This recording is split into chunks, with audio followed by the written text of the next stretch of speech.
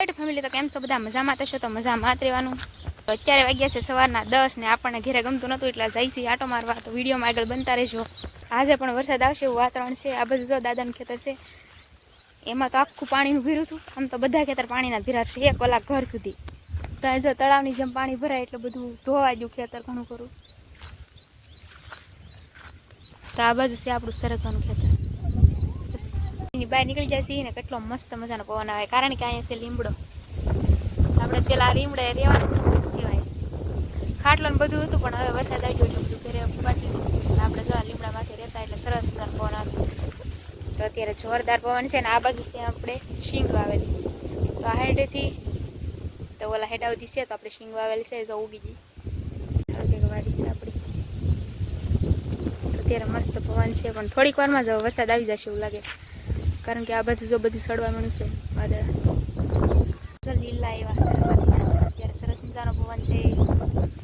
વરસાદી વાતાવરણ છે એટલે થોડીક વારમાં 12 વાગશે તો વરસાદ આવી જાય. અત્યારે 10 વાગ્યા. બીજી વાડીમાં પણ માંડવી વાવેલી છે તો આપણે જોવા જવાનું છે શીંગમાંથી માંડવી. ભાઈ આપણે ગામડાના હોય એટલે બોલતા હોય બોલાય જ જાય જેવું બોલીએ એવું જ રાખવાનું હોય. આમાં તો જો હજી ઉગતી ના છે દાદાનું ખેતર ના એને વાવવાની બાકી છે. વરસાદ આવી ગયો એટલે બધું જ આપણે વૃક્ષ કરેલા છે આંબા છે અને જમરૂખડી ને એવું. અહીંયા તો બધું ખેદન મેદન કરી નાખેલું છે પાણી બધું જોઈ લો. તો અહીંયા તો જો વરસાદનું પાણી હજી આવે ધીમું ધીમું આવે છે. વરસાદ આવે ત્યારે તો અહીંયા પાણી નહીં એવું લાગે તો બધું ધોઈ નાખેલું. આવી કંઈક શીંગવી છે. વરસાદ પહેલાં આવી ગઈ હતી એટલે ઉગી ગઈ છે. આ પછી દાદાની છે એ સરસ મજાની ઉગી ગઈ કારણ કે ઘણા સમય પહેલાં વાવી લીધી આની પહેલાં. જમરૂખડી હજી નાના નાના છે પણ જોઈએ કેવડી જુદું તોડી લીધી છે ખાવા માટે કારણ કે વાડી આવી એટલે ખાવાનું જ કરતા હોય.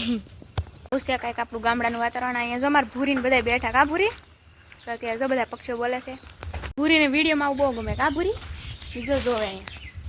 હા મારે ભૂરી બેન બેઠા છે તો ઉપર એટલે આખી રાત હું ને અત્યારે હું